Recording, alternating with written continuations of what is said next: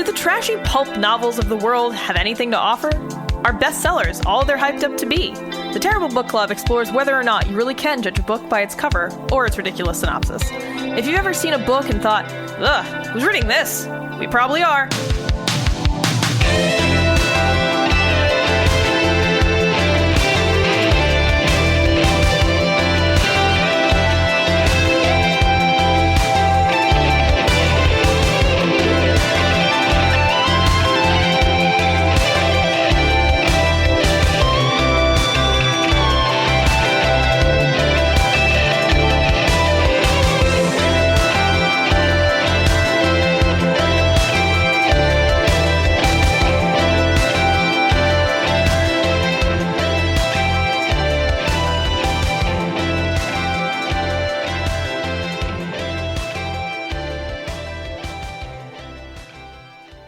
Hello and welcome to episode 84 of the Terrible Book Club. I'm Chris and this is Paris. Hello.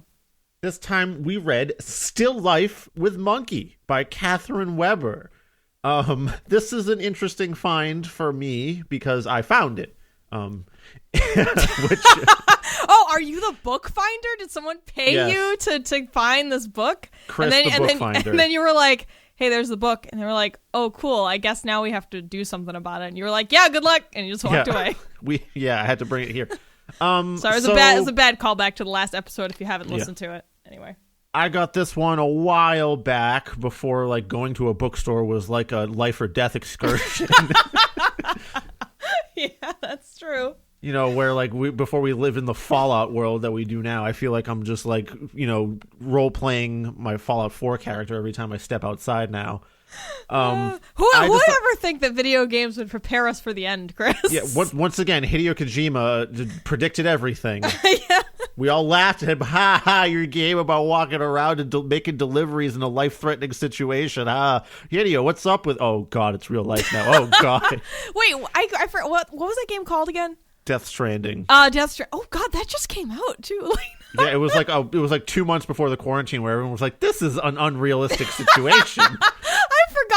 I forgot that it was like that recent. That's really fucking funny. Anyway, this isn't Terrible Hideo Kojima Club. It's Terrible Book Club, where I found Still Life with Monkey on a bookshelf in a small bookshop in the Downtown Crossing area of Boston. Wait, this was from a Downtown Crossing bookshop? Yeah. Which one? The name is slipping my mind right now. Is it like the weird? Is it like the one that feels like it's like magical or haunted? Is that the one? No, it's the one with a third of its shelf space dedicated to military history. Oh, I don't know if that's the same one. Was there a cat? There might have been. Okay, I don't know. Small. There was a bunch of like I swear to God, like there was 3 rows of shelves and one whole shelving area was military history, which I found boring. I'm not a military history guy. Sorry to all y'all World War II and Civil War buffs. I'm just not. Anyway, it's what every movie must be about. Anyway, yeah. Continue. In the back of the shop, there was some fiction there, and I was just kind of browsing through, trying to look for something interesting for Terrible Book Club. This is while I was still doing my, out and about excursions, looking for terrible books that no one might have seen before. Wasn't it a great year to start that experiment? Yeah, sure. Anyway, sorry. Most of you don't have to apologize. I'm mostly frustrated with the year, not with you. No, I'm mostly apologizing to our listeners because all I can do is get through this with humor, people. I'm sorry. Yeah, I'm real sorry, but you gotta laugh at the dumb shit. Yeah. Anyway, there was a bunch of random fiction, but this one caught my eye because of its silly title. And then I read the back, and it's about essentially it promised to be a book about a paralyzed man bonding with a small helper monkey. Mm-hmm. And I thought, well, that sounds silly. And then I opened the book to the first couple pages, and after reading those, which we'll get to momentarily, I was like, oh yeah, this totally works for Terrible Book Club. I think this is totally going to be a fun ride. Yeah. So, before we explain what was on those first 2 pages, we should talk a little bit about what we do on this book review show and then give content warnings. So, if this is your first time just stumbling in to the Terrible Book Club, our doors wide open, We welcome you. First of all, wash your hands. Wash your hands, don't fucking touch me, but we welcome you anyway. We welcome you at a 7-foot distance, because I'm not gonna guess that you can estimate what 6 feet is, so let's just say 7. One extra. One extra. So, here at Terrible Club, we read books that we think will be bad, and we make these assumptions based on their title, cover, summary, or some combination of those 3 things. So we just do the opposite of what most normal people do. Like, typically, if you're gonna read a book, you look for something you think you're going to like, but we do the exact opposite of that. We look for books that we think we will hate, and then we read them, and we discuss them. So that's what you're in for. Just, we're not always right. Sometimes we're wrong, and a book is great, and that's awesome. We love when that happens. For content warnings for today's show, we have our usual barnyard language, so we swear a lot, use a lot of casual language. But today, got some special warnings. Yeah. So new and interesting ones that certainly haven't shown up before. Yeah. To be fair, this book is pretty emotionally heavy, so just be aware of that. Secondly, there is going to be the use of a lot of words in this book that we're going to have to talk about that people of varying abilities might find offensive. Specifically, there are several derogatory terms for people with paraplegia, and although these words are uttered by the person who is paraplegic themselves, it could still be upsetting to people. So just to let you know, we're gonna do our best to make sure we do that in a respectful way. But there's just shit in this book we got to talk about, so be prepared. Otherwise, we have discussions of car accidents, sex, paralysis, pregnancy, infidelity, depression, suicide. And just a quick touch of light bestiality right off the bat. Just light though, very small. We'll get read the summary, okay, Paris, and then we can just immediately sweep that part under the rug. Yeah, exactly. Okay, so here's the official summary for Still Life with Monkey by Katharine Weber, or Weber, however you want to say that.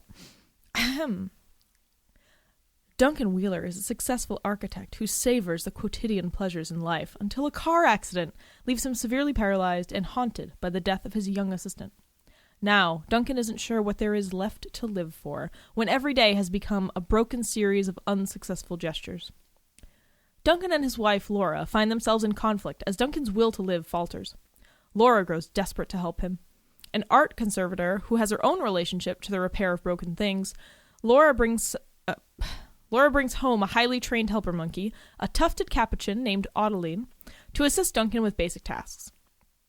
Duncan and Laura fall for this sweet, comical, Nutella-gobbling little creature, and Duncan's life appears to become more tolerable, fuller, and funnier. Yet the question persists. Is it enough? Katharine Weber is a masterful observer of humanity, and Still Life with Monkey, full of tenderness and melancholy, explores the conflict between the will to live and the desire to die. So, heavy stuff. Yeah, so this is probably not gonna be a laugh a minute episode. I mean, there's some funny shit to talk about, but we're gonna have to talk about some shit that's a little sad. So, all right, so back to the first 2 pages of this book, and ultimately why we chose to read it, because we thought it was gonna be terrible. Chris was like, "Hey, what do you think about this?" And he sends me the cover and the back of it. He sends me a picture via text, and I'm like, I don't know, it seems kind of dumb, but I don't know, a story about a guy that gets paralyzed and has a helper monkey doesn't seem objectively terrible. And then Chris opens the book and sends me a shot of the first page, and I go, oh yeah, fucking buy it. So I'm just gonna read some of this, and you'll see why. This is also the light bestiality part of the episode. Yet another sentence I can't believe I'm saying. Red light here, if that's the thing that you don't want to hear about. So, and again, it's there isn't. It's not really bestiality, but we thought it was going to be because of this. Just read it. Okay. Chris, please insert some sexy sax music here as I read this. Okay. Thank you. You asked for it. Her long fingers caressed his cheek for a moment as she traced her way down to his jaw, her cool touch just grazing the stubble of Duncan's 5-day beard. She studied his face, seeking his gaze. Chris, I can hear you laughing. Shut up. Bro. Shut up. I can't keep it together because I can hear you snortling back there. You know what? I'm going to take my earbuds out. Yeah, I won't have. He met her eyes for an instant before looking away, strangely embarrassed by his inability to match the intensity of her insistent stare. Adeline smacked little air kisses as she reached up to touch his face again, and he was surprised by the gentle precision of her tiny fingernails, sorting through his whiskers as she investigated up the contour of his cheek from jaw to upper lip. She pressed 2 fingers to his lips, and he nearly kissed them, but he didn't. And then she contemplated her fingertips, sticking out her tongue daintily for the tiny flake of something she had found on his lip. She nibbled at it contentedly while continuing to stare up at him, making a sweet, soft, peeping sound. She repositioned her springy little body constantly, and now she shifted again, peering up at his chin, plucking with fascination at the bristles that speckled his face. They had been alone together for 5 minutes. I'm gonna just skip some of the, like, a couple paragraphs. Oh, there we go. Okay, next one. Resettling herself on his chest, Adeline began to unfasten the buttons of his cotton shirt, the tufty top of her head brushing under his chin while she dedicated herself to the apparently familiar task of unbuttoning. Top button, done. Next button, done. She breathed out a little sigh of concentration as she undid one more button. But now she was stymied by the padded chest strap of the harness that kept Duncan from flopping forward. She stroked the placket edge of his open shirt, and then she touched his exposed chest. She slid her hand into the gap of his unbuttoned shirt and rummaged under the fabric very slowly, moving her hand tentatively, feeling for something, stroking his chest hair, now threading her fingers through it. And Duncan squeezed his eyes closed even more tightly shut as he felt himself moved inexplicably. Her careful, exquisite touch was disturbingly unlike the respectful and routine handling by the various people whose task it was to bathe him and dress him and manage his body. She rotated her fingertip in a tiny circle, gently centering on his left nipple, before moving on to twine her fingers on the surrounding hairs, searching the surface of his body, right there at the equator of his sensory level, delineating the edge of feeling and not feeling. How did she know to trace this line? She continued her tender exploration, mapping his skin with those careful little fingers. He was barely breathing, but he could feel his heart jumping under her hand. All right. I don't know. Are your are your earbuds in Paris again, or? Oh, okay. You're back in my ear. Okay. Just checking there because, I mean, it's not like your tone of voice there was helping the situation too much because I'm profoundly uncomfortable now. But that's what it sounded like in my head when I read it. There's like, come on, bro, with the nipple tracing and like the chest hair touching. and how he was responding to it. Yeah, man. You could have read that in a completely monotone voice, and I would have still been profoundly uncomfortable. Yeah. So, all right. So we read those couple paragraphs, and we're like, oh yeah, this is gonna get fucking weird. And there is. FYI, there is like evidence later in the book that was like intentional because there are 2 other mentions in the book where Laura, Duncan's wife, talks about how much he liked her playing with his nipples and stroking his chest on page 106 and 132. So I was like, oh, damn, that really... Because at first I read it and then I was like, oh, maybe I'm just misunderstanding. But then I read those other passages and I was like, oh, no. I mean, I guess Katharine here really went for, like, you gotta hook them right up front with the monkey touching. And yeah, like, just to really make sure my point is proven here. Touching on page 106, this is Laura, his wife, talking about touching him. Touching Duncan, no matter how lightly she stroked him, no matter how delicately she walked her hand across his upper torso with delicate, brushing fingertips, something he used to love so much it made him groan with pleasure. And then Exhibit B on 132. Laura pulled down the sheet and cotton blanket that covered him and touched his chest lightly, rotating her fingertip in a tiny circle, gently centering over his heart, moving outward. Tracing the cool surface of his body, skimming all 5 fingers of her hand across his ribcage and sternum the way he always loved, mapping the equator of his sensory level. Yeah. So I rest my bestiality case, Your Honor. those are my receipts. You have received them. So, because of those first 2 pages in the book, despite that, in those other 2 passages that you read coming later, but because of those first 2 pages, I was in this constant state of fear as I read the entire book. Yeah, me too. I was like, waiting to like turn the page to get to like the monkey hand job scene. I know, we were both reading in terror, like, and I was like, okay, here it comes, right? Okay, Adeline's getting too close. She's getting too close. Oh god. Oh no, they've been alone for how many hours? Oh fuck, it's gonna be this chapter. Oh no, the chapter's starting with Laura being out and him talking about being alone with Adeline. Oh no. Yeah. Really, I was like, maybe it's just all the terrible books that we've read in the past that have like given me that sort of PTSD about bad we things have TB PTSD for sure. Terrible book PTSD, absolutely. But the good news is the book doesn't dwell on that too much. Hey, and there's no monkey hand jobs. There's no sex with a monkey or anyone, really. Sex is just kind of talked about passively, but I don't think you ever... I mean, it's mentioned a couple... regular sex between 2 adult consenting humans. Yeah.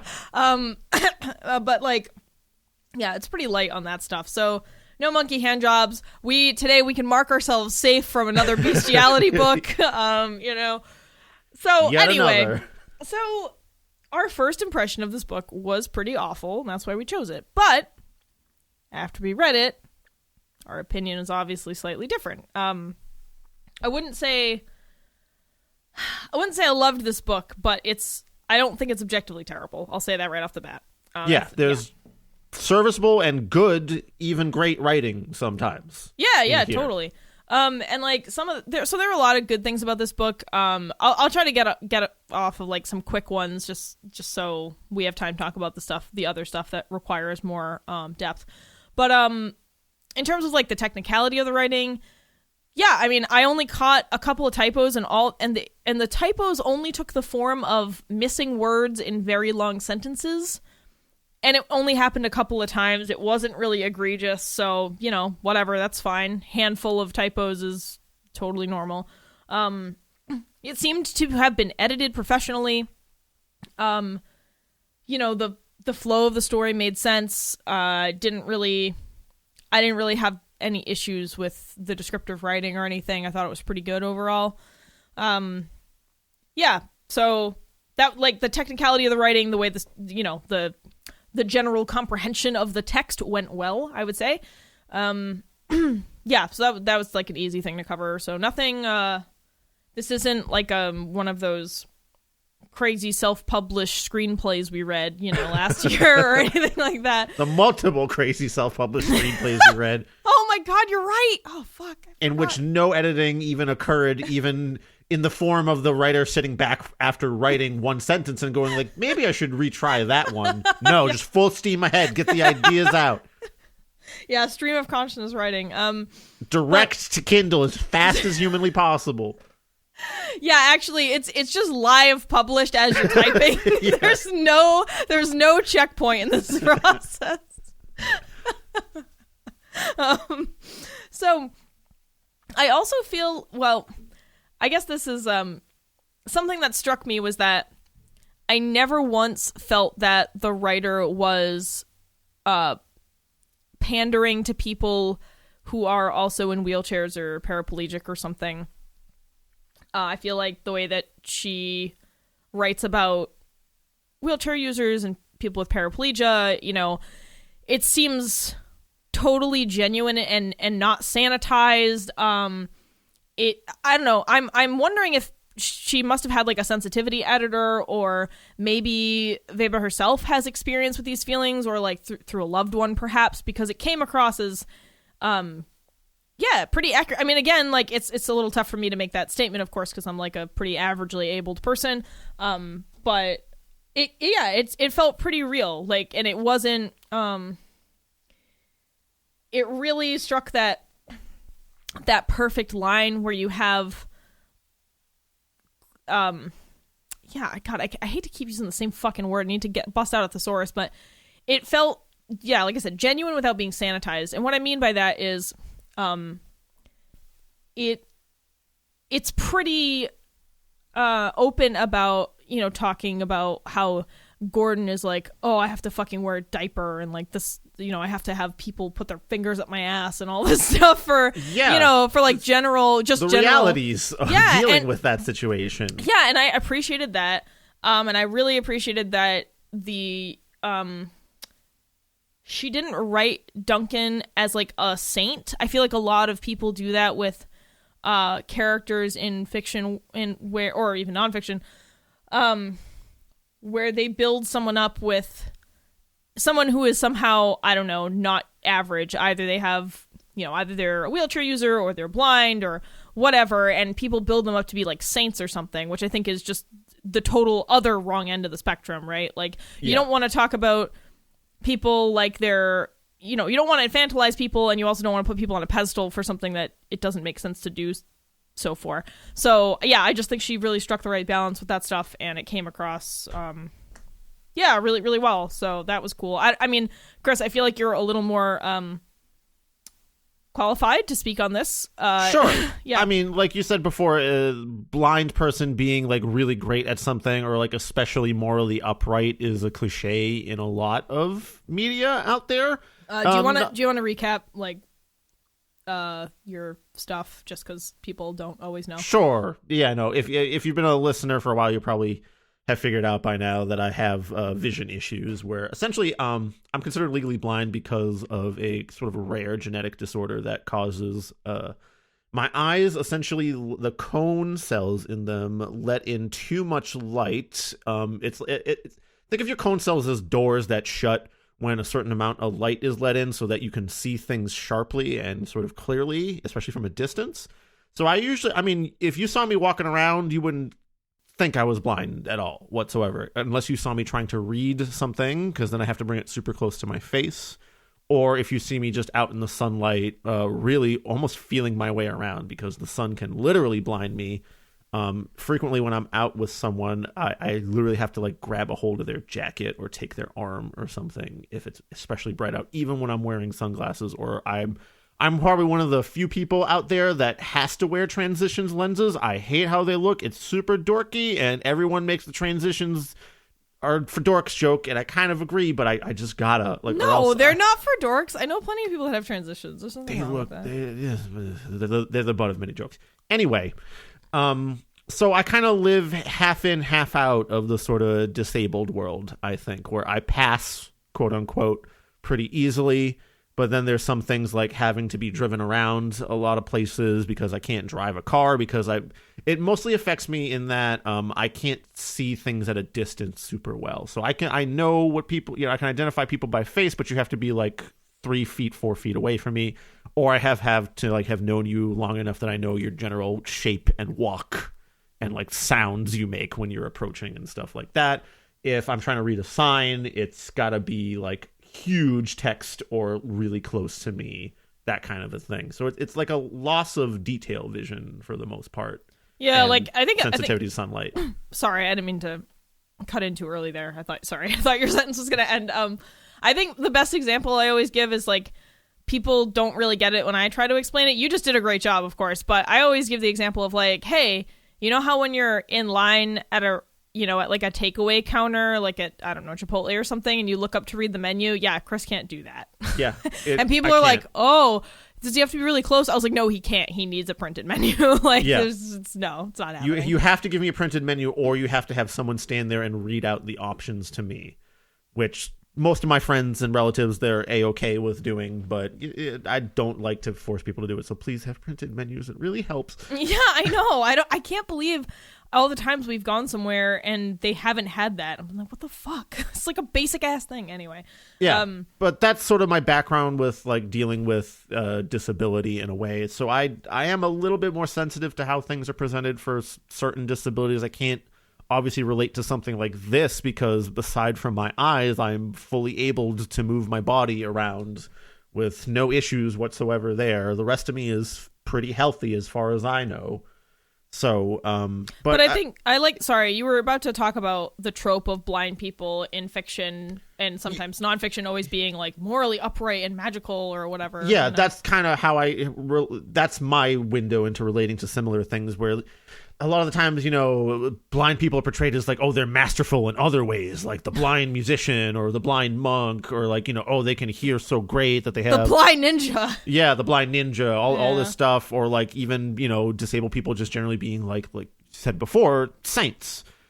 People that are, always great and because of their disability, they learned how to be extra good and they're the most selfless. It's like, we're like everyone else, except we can't fucking see. Like, sometimes that manifests in us being real jerks. I'm a jerk to people too, still. I'm not like less of a jerk because of being blind or anything like that. There's slightly different things in that I'm more empathetic towards certain things, I think, because of my disability, but that could have happened regardless of it. And so when I see disabled people portrayed in that way, like as especially, oh, wow, they're so... because he can't move, he must have to have like great morals and not be a jerk to everyone. No, there's plenty of people that can't move and are jerks. Like, it's possible. Yeah, definitely. And Duncan in this book, he's not really one or the other. He's a dude that is paralyzed. Sometimes he thinks real shitty thoughts about people, and you go, damn, what a jerk. And then other times you realize he just, wants what's best for the people around him, or the best that he can provide for the people around him. And he's somewhere in the middle, like most of us. Yeah. So that was, it was nice to see that. But I guess we should probably just give a quick summary of the important things in the book before we kind of launch into our critique of the rest of it. So essentially we begin with, that horribly stress-inducing scene there. Yeah. So we're not even, like, the book doesn't start with Duncan's accident, even though that's it's revealed fairly early in the book. So I think that might be a good place to start, honestly. In where Duncan is part of an architecture firm. He's like a partner at an architecture firm. He's one of their top designers, even though he doesn't necessarily feel fulfilled by it, because he's basically doing the designs of someone else in a style that he isn't really passionate about, you could say. But he does good work and he makes the firm money. And so he's stuck with doing their, variations on sort of the head owner of the firm. I think it's Billy that's the owner of the whole thing, right? Yeah. So, funny story about that one. Yeah.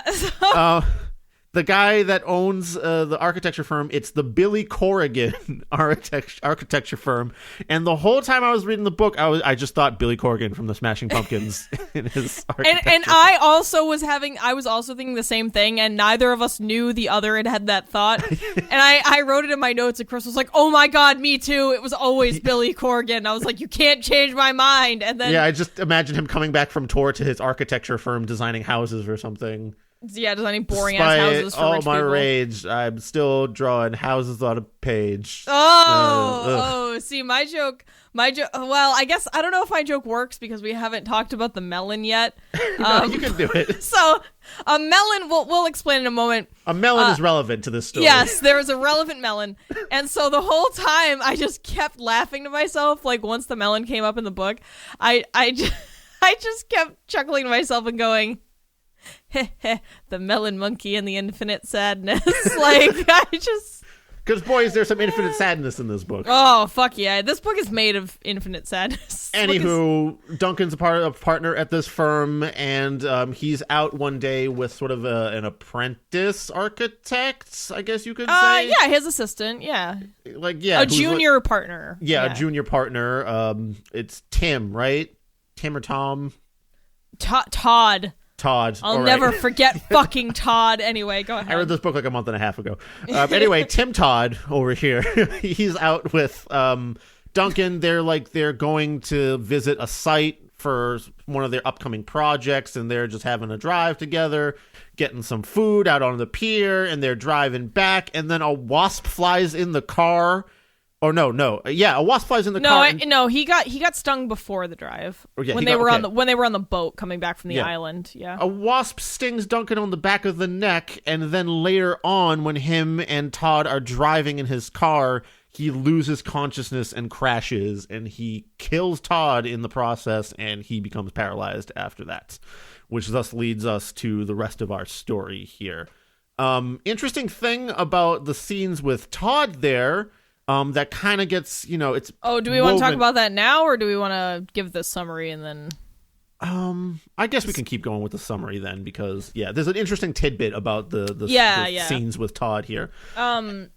Sorry, keep going. For the rest of the book, essentially, then we deal with Duncan awaking at the hospital. That kind of happens much later. Like, that happens later chronologically in the book, but in terms of story chronology, he wakes up at the hospital, has to deal with, reporting the accident to a police investigator who comes by to ask about it, and then he has to he gets discharged from the hospital, and he's very depressed and sad, and his wife Laura decides to enlist the help of a organization that trains helper monkeys to help people with conditions like Duncan's. And that's where Adeline the monkey is brought in. Even though the book starts with Adeline coming in, you could say that it's sort of midway through Duncan's process. And as the back of the book says, there's, some fun adventures with Adeline. Like, he, introduces the monkey to some neighborhood kids who are very interested in it because, hey, there's a monkey running around over here. Of course, some kids are going to be interested in it.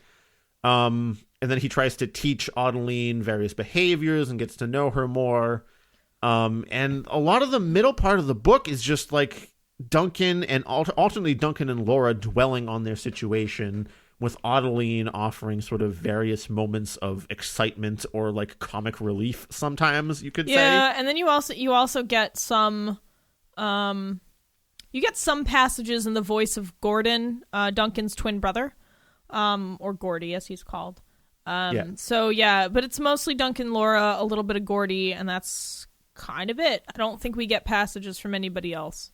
No, they're kind of the main 3 points of view, and Gordy, as he's referred to, comes in basically, he's sort of just trying to help Duncan for the most part. Like, that's his role in the story a lot of the time.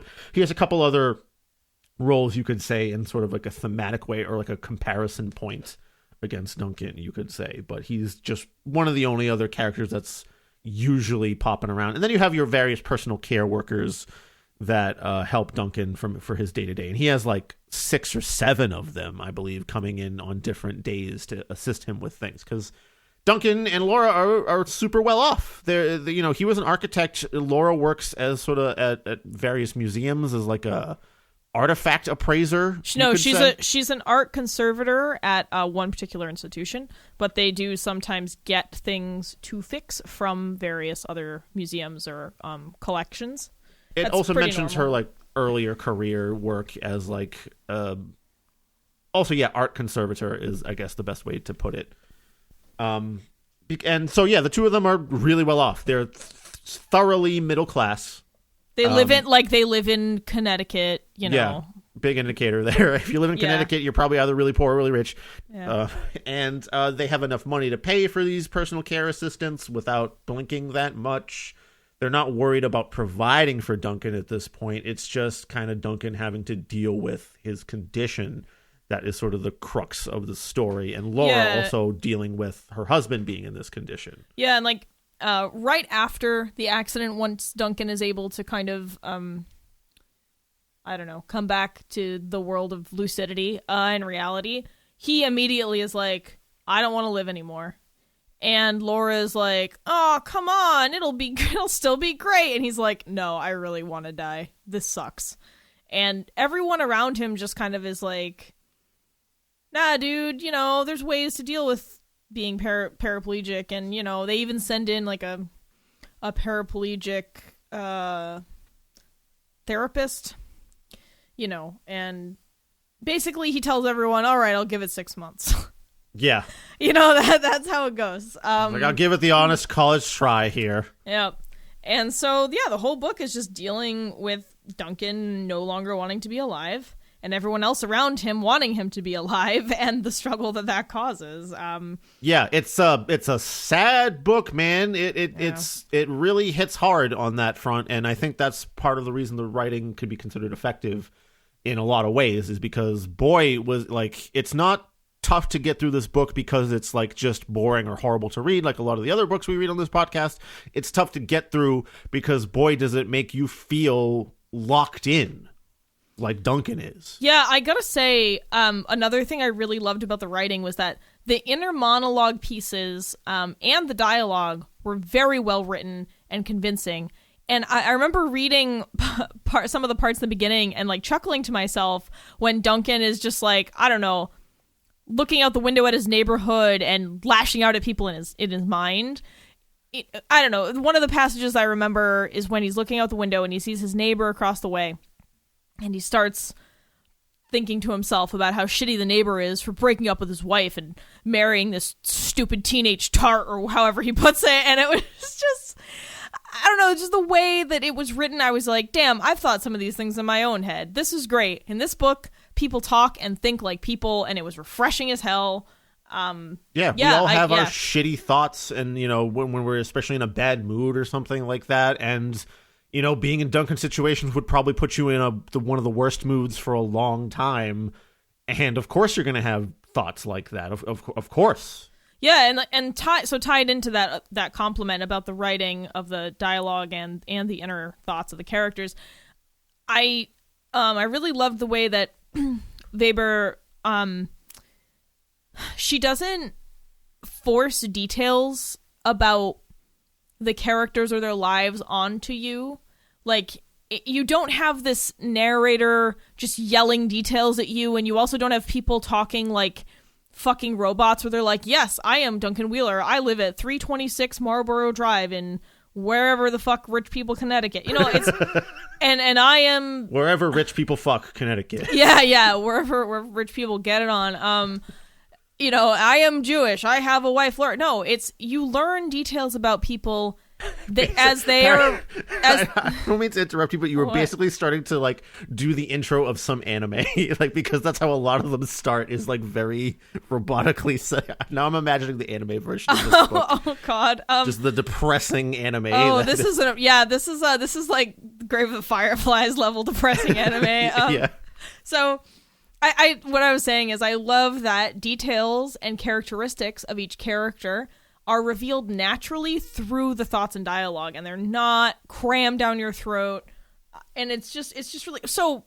As an example, you learn way late in the book, like pretty far in, that Duncan's family was technically Jewish, but you know, it was just kind of like a culturally Jewish. They weren't. Duncan's not religious, right? And you learn that because he's talking about his experience in the hospital and how they sent a rabbi to him when he had regained consciousness. Yeah, and he talks about he talks about like how silly it was, and so you learn about that through that. You know, you learn that, oh well, it said I was Jewish on my intake papers just because, you know, it was like written on my, I don't know, I forget if he said like birth certificate or something, I don't know, but you know, and you learn about it through this, you know, this like little anecdote about the absurdity of waking up to a rabbi when you're not actually a person of faith. And so instead of just being like, yeah, Duncan's dad was Jewish, but they didn't practice, like it came about through a story, and I just really liked the way that we were fed details as little breadcrumbs, tasty little crumbs.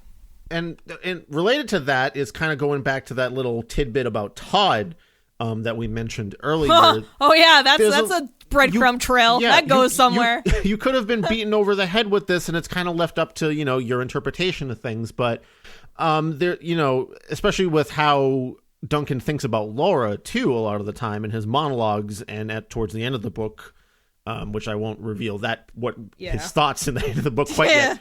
But so when Todd and Duncan are out doing this sort of site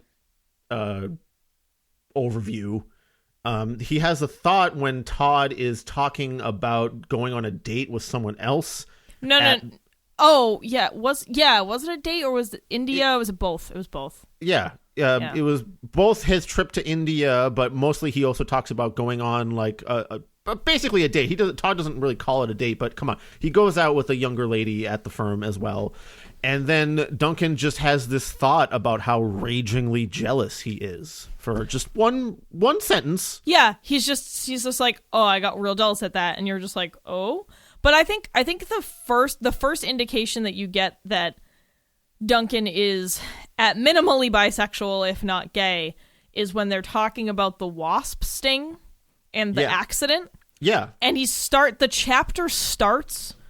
So all the chapters start with the first sentence or phrase of the chapter. I really should have like as the title of the chapter, not just like as naturally chapters start with, of course, the first sentence. Yeah, of the chapter. Sorry. It's the title of the chapter that is a repeat of the first sentence of the chapter. Thank you, Chris, for explaining that better. So chapter 2, so pretty early in the book, chapter 2 is called Todd Walker's Gentle Touch on Duncan's Neck. Yeah. And so you're immediately like, oh, damn. And then you get the full sentence, which is Todd Walker's gentle touch on Duncan's neck was a startling and soothing blip of kindness against the hateful burn of the hornet sting just above his Adam's apple. And that's it. That's all you get about his... That's one sentence is your only crumb for a few pages. And then you go chapters and chapters and chapters, and it's not like Duncan's like, oh man, I really wish I could whack off to gay porn. Like it's never it's never at all that obvious. And I really liked how subtle it was. Yeah. And so again, there's a chance that he's not. And this is just, I don't know. He's like really into just the gentle touch he's comfortable with his sexuality enough where he can acknowledge the gentle touch of another man. Or, maybe he's just focusing on how nice it is for a human to touch him and not a fucking hornet, It could be any of those things. And that's why it's good writing, is because a lot of the time, especially if someone is in like maybe a little bit of denial over that, they're not going to think outright up front, I am gay. Oh, wait, no, I am not. Better not think that. They're just going to deal with like a light spat of jealousy when your hot assistant talks about his date with someone else.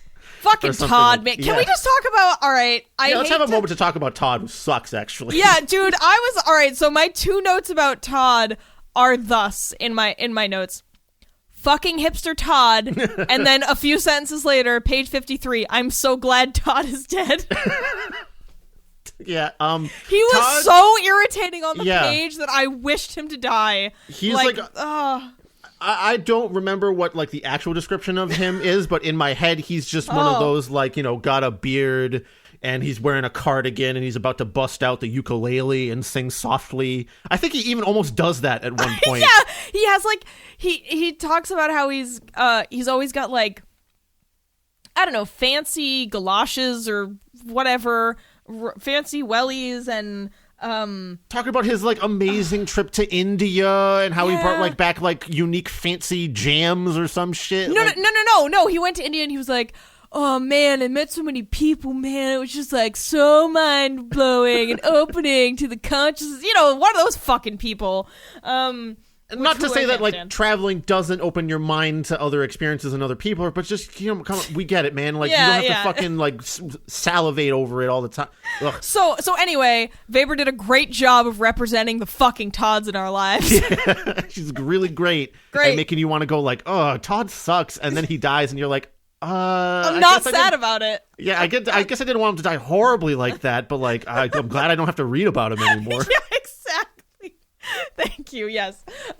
He mostly manifests as Duncan's survivor's guilt after that. Yeah. And of course, I mean, I think it's very natural. Anybody would feel that way, if you accidentally slip into like a weird hornet coma and kill this person, that's awful. But if it's also there's layers here, right? It's like, you have a horrible accident where you survive, but your accident, kills someone else.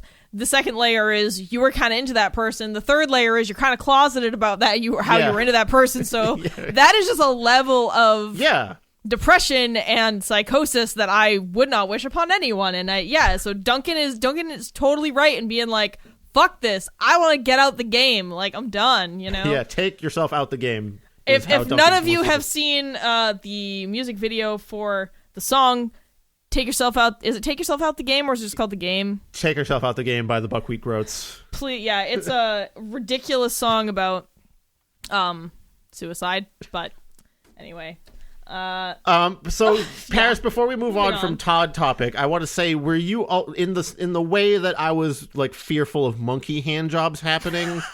Were you also mildly fearful, even though the hornet sting took place before they got in the car together? Were you also fearful that like Todd's caress was going to turn into them like making out and then like attempting to give roadhead, and that's how the car crash happened? Yes, Chris, yes. The whole time I was like the second I read that sentence in chapter 2, I was like, oh, this is some American God shit. He's gonna give him head and then they're gonna die because he's just too into the roadhead. But then that didn't happen, and I was like, okay, I'm happy that didn't happen.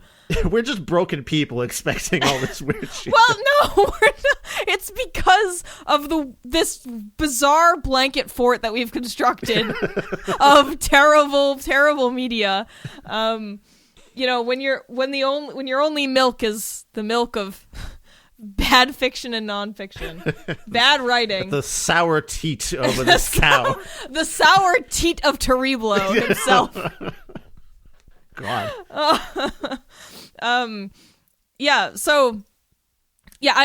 really glad you brought that up because I forgot to write that in my notes. This like isn't even a thing that matters. I don't know why I'm talking about this, but the weather has been pretty nice, so I've been spending as much time as possible on my porch. I love sitting on my porch. It's just one of my favorite places. It's like my favorite place in my house. You're gonna turn into an old porch lady, Paris. It's gonna be great. Oh, I'm already there, dude. like I live alone. I have no one. I sit on my porch. I read bad books and because I've been on the porch a lot, I was handwriting my notes for this. So I hand wrote them in my terrible book club notebook, and then I typed them up.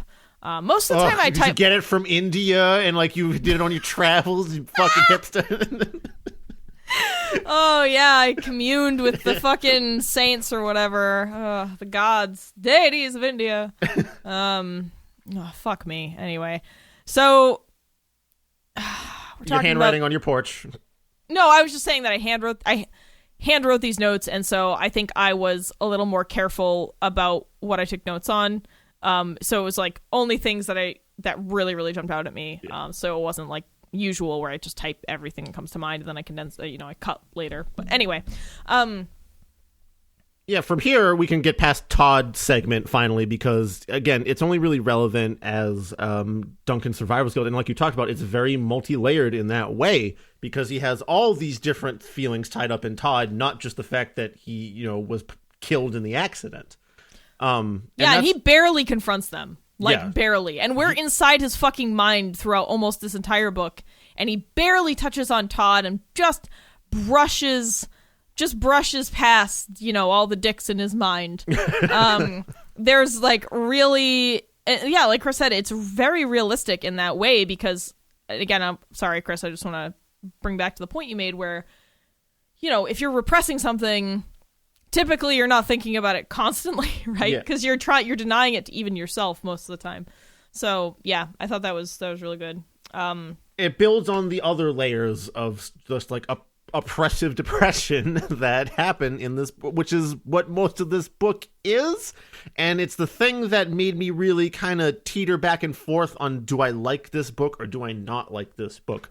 Because boy, is the rest of the book just like ruminations on like, Duncan couldn't get his like architecture dream really going because he was designing, or building designs of other people's artfulness, not his own. He has this house that he sort of designed back in architecture school that's like a riff on a manufactured style home, which is considered very like passe, like, oh, you just got a 1 in a million fucking manufactured home. You didn't get your house specially designed. What kind of plebeian are you?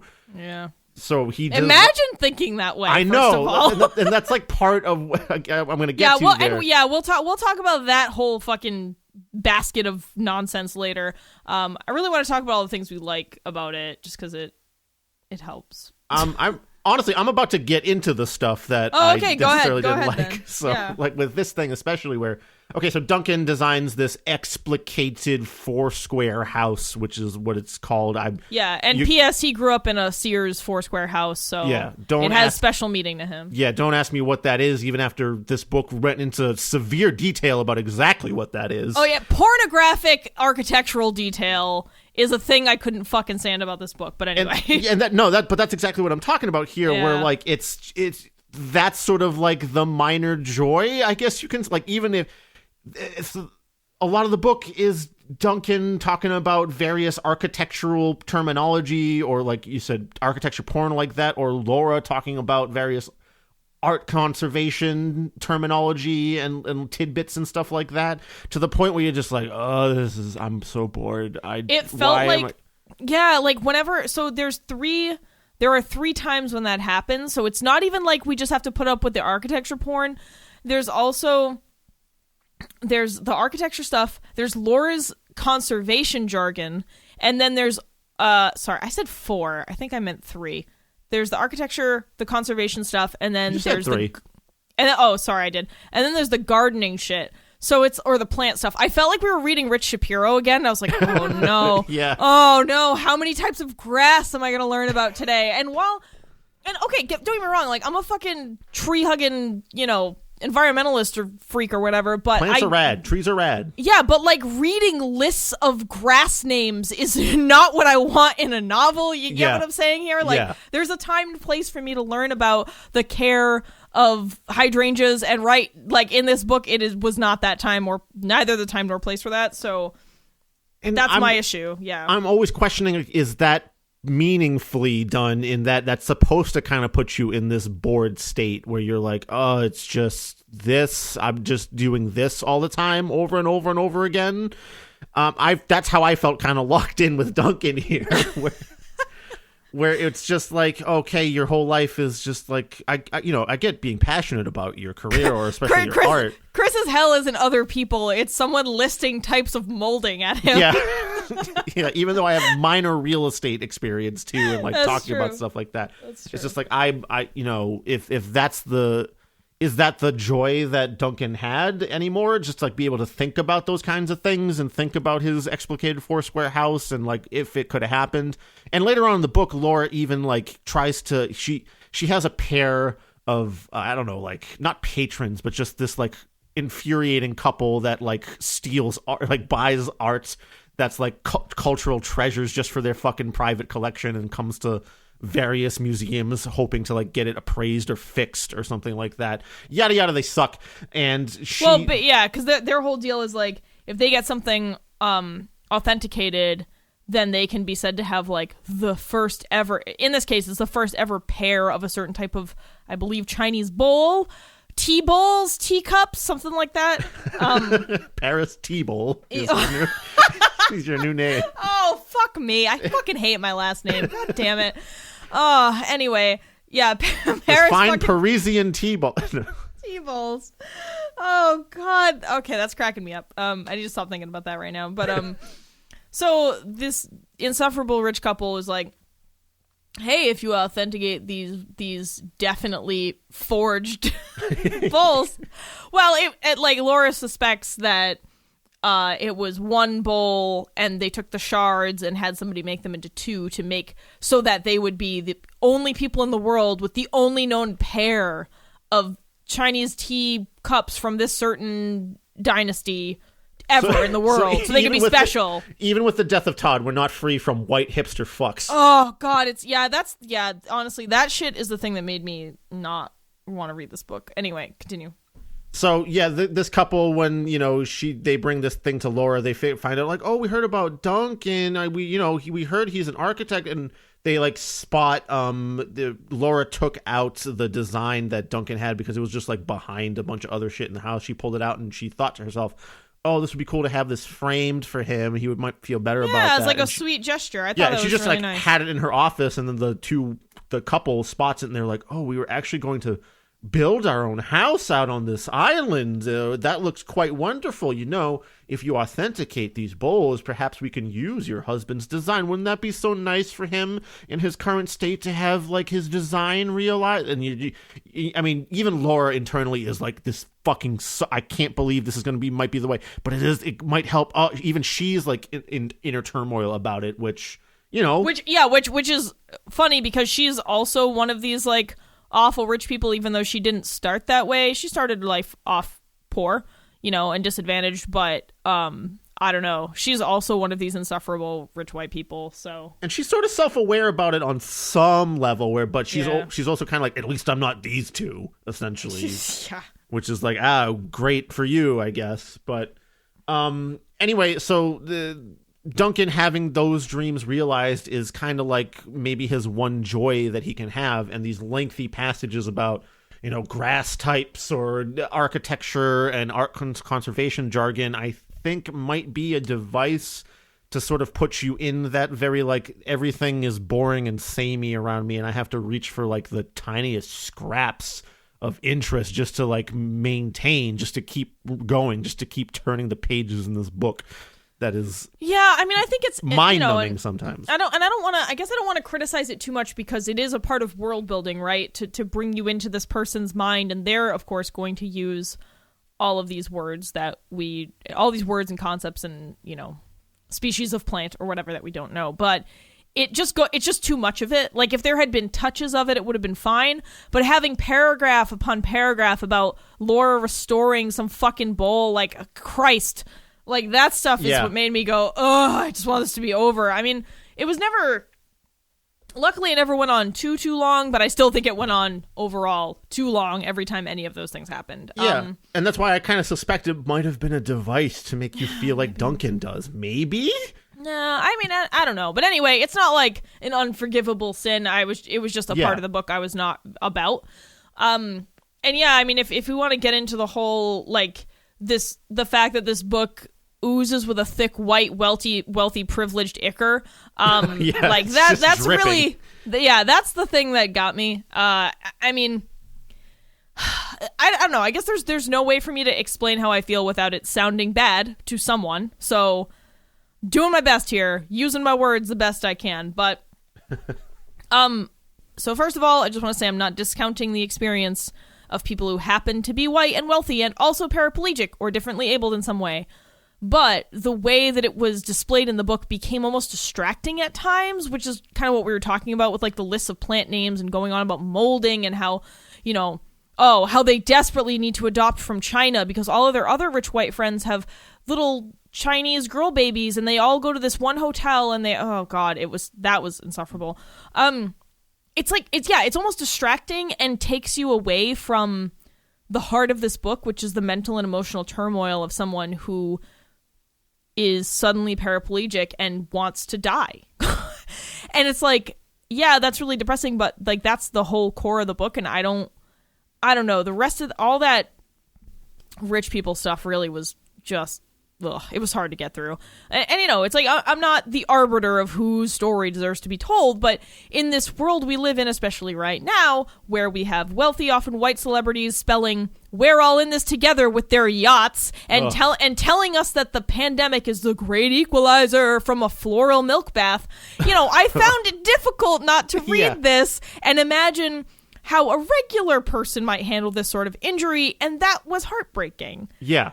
And I think there's this, Weber's like trying to drive this point home that serious injury can happen to anyone, regardless of color, wealth, privilege, status, whatever, in terms of mental anguish. But it just made it really difficult for me at times to sympathize with the characters because of their background, especially Laura, and because this sort of background is the most prevalent in all writing.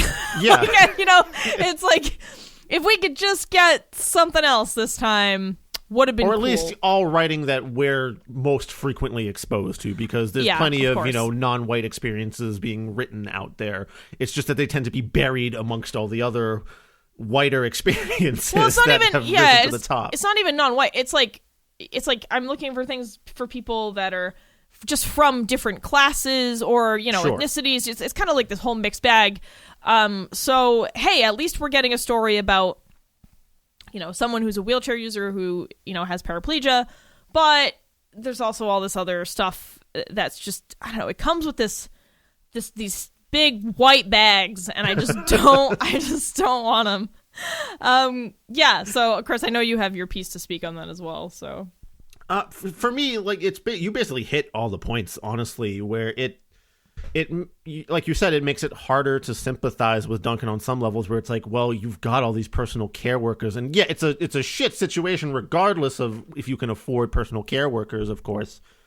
But it couched in all the other stuff, you're just like, okay, I'm so bored with this. And I think that might be, again, kind of why my mood on the book kept swinging back and forth, where the point might be to show you how, like, trapped you can feel in this milquetoast lifestyle, because it seems to me like, you know, the Duncan and Laura are the type of people where, like, they're just moving along, doing their thing day to day. They did everything they were supposed to, and now they're like, the things they'll get most excited about is like, we got a new coffee at Whole Foods this week, or like, no, I honestly, yeah, maybe you're right, and you're looking at this in a much better way than I am, and perhaps in a more accurate way, by saying, yeah, all this stuff is really annoying in the book, but it's kind of there to show you that kind of life sort of blows.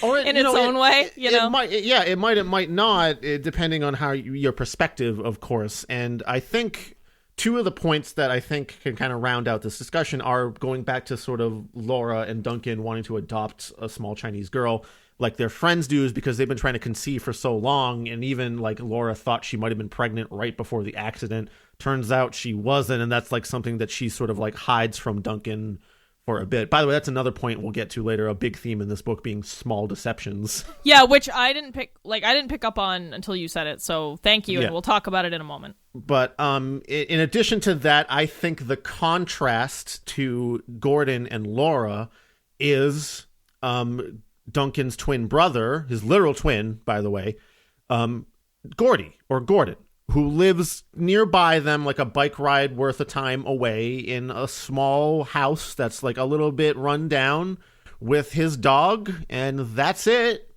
And he's like totally fine. He seems to be content living that way, and he has a job like a video store, I think. I don't think he might be like the mid-level manager, or not even that. No, he works at a bookstore now. Or a book. Yeah, he worked at a video store before, and then he works at a bookstore, and it's correct. Like he didn't advance very high, but it seems like he's supporting himself, at least. I think maybe the house was donated to him in some fashion. No. He just pays rent. I mean, yeah, okay, yeah. So, rents, but like he lives this very simple life, and like he's cool with it.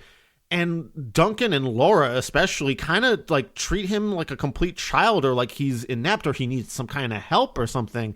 And I wish they would have just fucking laid off him the whole time, because Gordy's they like, why don't you have a girlfriend? Why aren't you looking for a better job? Why aren't you trying to like build something more? And I get ambition is a good thing to have for your own personal mental health. A lot of people don't love to stagnate and feel the same in a way, but if Gordy's fine, fucking leave him alone. He just seems like a regular dude that, like you said, is just kind of,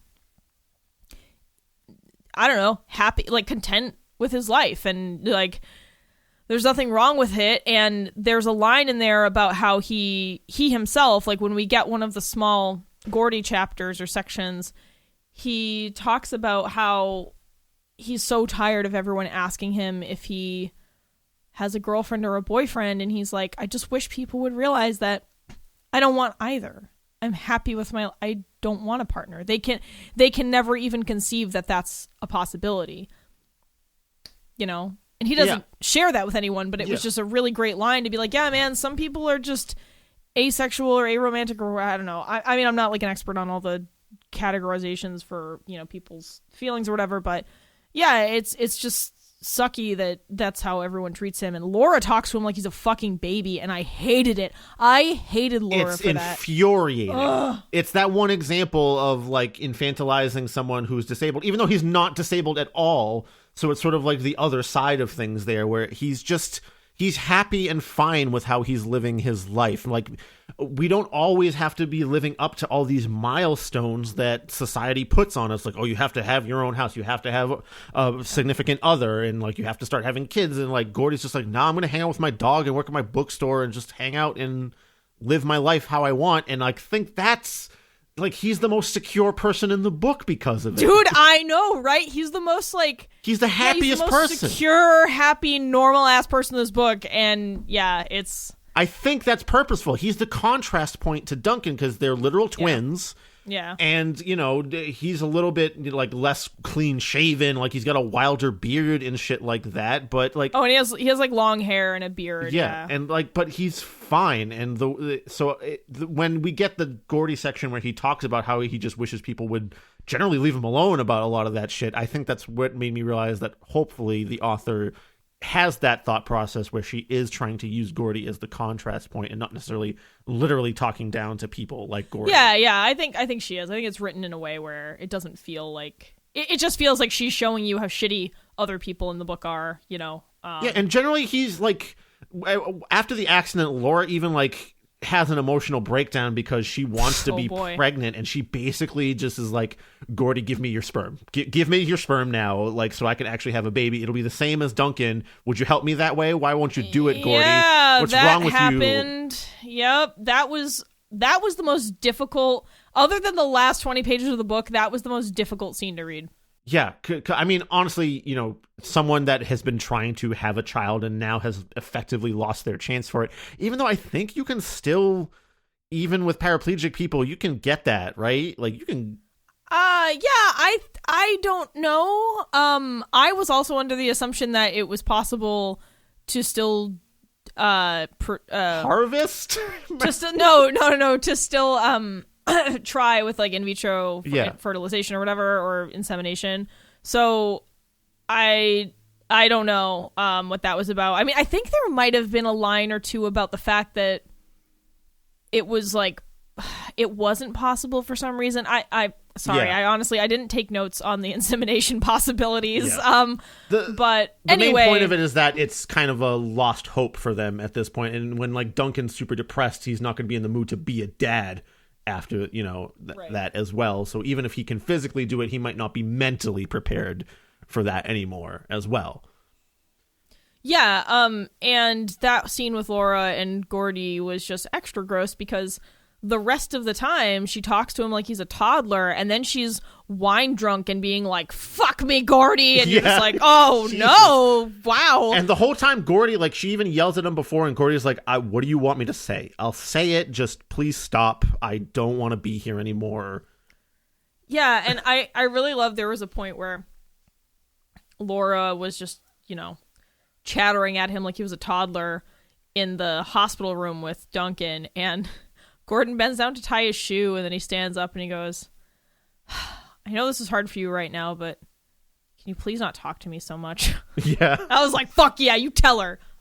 She sucks. I know, like, again, Gordy is the most, like, self-actualized sort of, like, I'm comfy who I am, don't fuck with me, please, person in the book, and it made me sad every time someone talked down to him for not just living the lifestyle they wanted. It was bullshit through and through. Oh god, it's one of the, and I don't know why this is something that bothers me so much, because it doesn't happen to me, but when I see other people talking to people who are like differently abled or whatever, like they're fucking infants, I fucking hate that shit. I will get involved in that conversation to stop that from happening, because I don't even like when people talk to kids like they're kids. Like, I don't like that.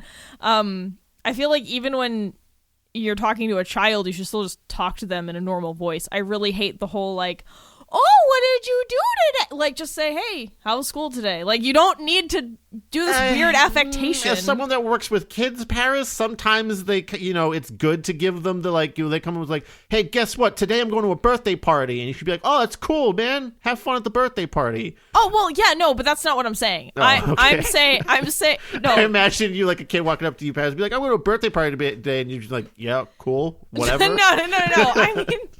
No, I mean, you don't need to change the pitch of your voice. You don't need to try to use the simplest word or phrase possible and treat them like they're like a puppy or something. I just hate that. But it's obviously much worse when you're doing that to an adult or an adolescent who does not need to be talked to that way. And I don't know. I used to see it happen all the time when I worked in jobs where I was dealing with the general public all the time. So when I was a retail manager, when I was managing at the aquarium, it was like you just see people, I don't know, it's like they see a wheelchair user and they'll just start talking in this baby voice, and I'm like, what the fuck is wrong with you? That person is a person. Stop doing that. Like, I actually have relevant thoughts about this because when I take public transport, which I haven't done in a couple months now, what a time. Yeah. I used to take the commuter rail. I will again take the commuter rail out from the station in Boston. Just keep willing that train into existence. And when I have a blind pass, I get to take that train for free. It's pretty fun, but sometimes, most conductors will ask me, do you need any help in like getting off? They always phrase it, do you need any help getting off? And I always chuckle to myself. You're like, yeah, actually, you got 5 minutes now. There's a couple of various tones they can give it to me, and that some of them annoy me more when I get the raised pitch where it's like, oh, do you need any help getting off? I'm like, yeah, no, I'm fine. But when one of them turns to me is like, do you need any assistance like getting off the train or anything? Just in like a normal, like, I'm just asking you matter of factly.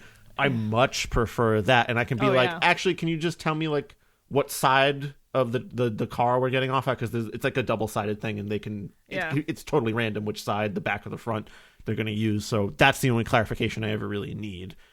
But I much prefer it when the person is like, you need any tips or like assistance, instead of like, are you going to need any help?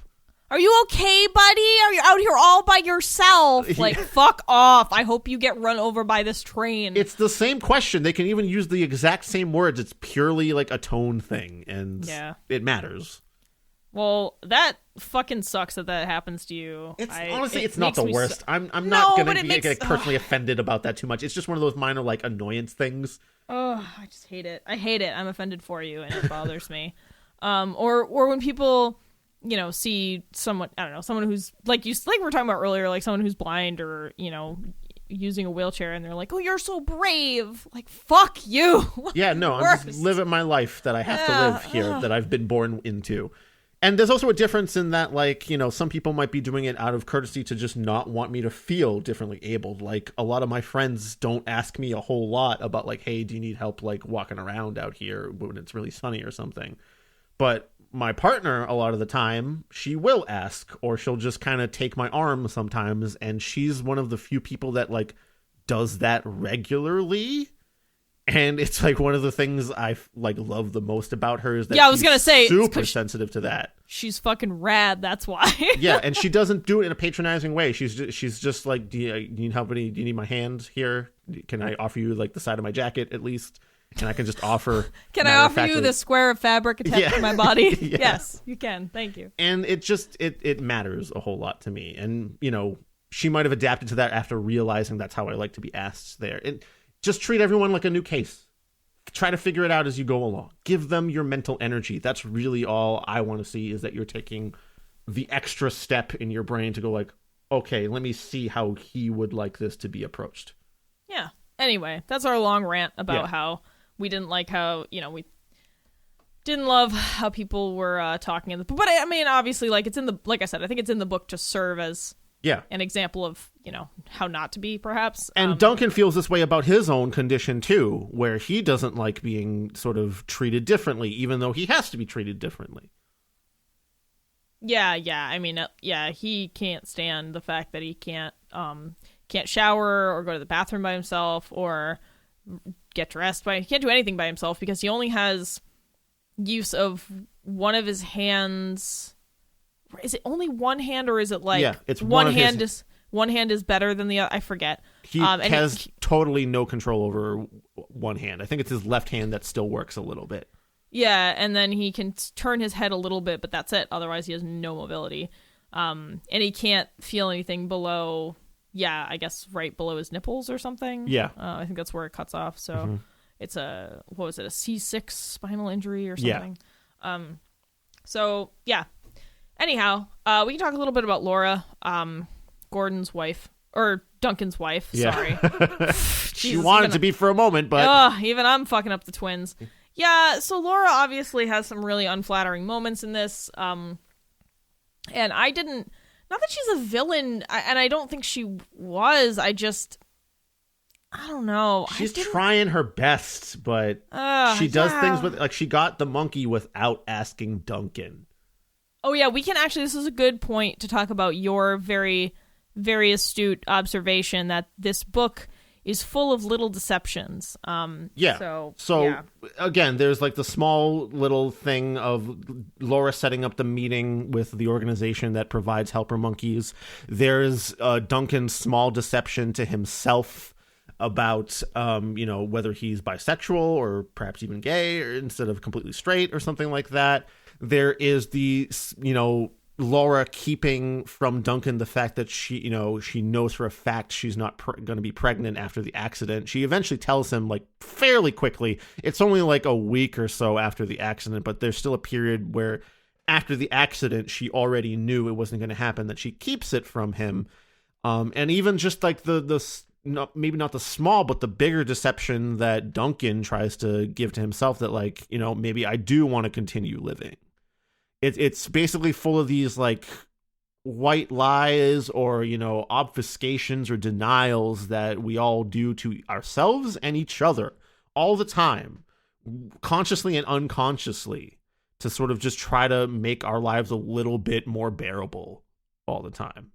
And I think that's like a major thread running throughout the book in those various examples that I gave, and in a few other ways as well. But I think it's a major point of the book to be like, to take a look at all these small deceptions that could balloon into bigger deceptions because you just can't take the time, or you don't want to confront the harder to confront issue. Yeah, I mean, so you see Laura, like, Laura's a great example because she progresses, right? It's like, at first, or I guess there are issues with conceiving a child is a good example. So, like, Duncan reveals pretty late in the book that he actually had started taking Viagra, and he didn't tell Laura about it. And there's also a line where he, which is one of the lines that made me think he was maybe in fact gay, not bisexual, was that he talks about imagining other things, when they're having sex. And he doesn't go into detail. He just says something like that, something kind of vague. And he starts taking Viagra, but doesn't tell Laura. And then, right, like Chris mentioned earlier, right before the accident, Laura thinks she's going to be pregnant, and they were like, I don't think she had, I forget if she hadn't taken a pregnancy test, but she was really, her period was really late, and so she was like, oh, it has to be this time. And so right after the accident, she just didn't want to tell him that she wasn't. And so she lied to him a little bit, or maybe not, because I think he was like, oh, how's the baby? And she was just like, oh, just rest for now. We'll talk about it later or whatever. And she just, didn't want to tell him. And then, then it goes into like full blown insanity when she's like I said earlier, screaming and wine drunk, asking Gordon to fuck her or give her his sperm. Jesus Christ. That was rough. And so, obviously, I hate to say it, but obviously even that last episode there comes from a well-meaning place, right? She's like, if I can just give him something to will him to keep living because she wants him to be alive. Hey listeners, it's Chris and Paris from the future. So we very, very rarely cut anything from this show, most especially entire segments, but we felt it was the responsible decision in this case. We tried to discuss end-of-life matters here as they are related to the book, but felt it may have given the wrong impression. So, yeah, here we are. We would like to steer the conversation more towards whether depiction in this book is more justified than if the decision made was justified. Yeah, so, I mean, of course, this book centers primarily on suicide, on the main character's decision. to do that. And so, yeah, the question is like, is the depiction of it in this novel appropriate? I mean, I think it is. I think that she does a really great job, the author, I mean, of wrestling with this really difficult concept. Yeah, there's about 20 pages of this book that is a note that Duncan leaves, and it's a tough read. Oh, yeah, reading a 20-page suicide note was not something I was prepared for. You know, yeah, it was really hard. I had to take breaks. So this book is definitely not, it may not be for a lot of people because of that. Yeah, and if you happen to need help in that area, the National Suicide Prevention Hotline number is 1-800-273-8255. We'll just leave that there for you. Yeah, definitely, if you're struggling with this, please reach out either to that phone number or like a friend, family, or a mental health professional this is not, I guess. But we're not covering that decision so much as, again, the depiction in the book here. Right. And I think it is, if you're really dealing with this topic, of course you have to go there. Yeah, I mean, yeah, it's like...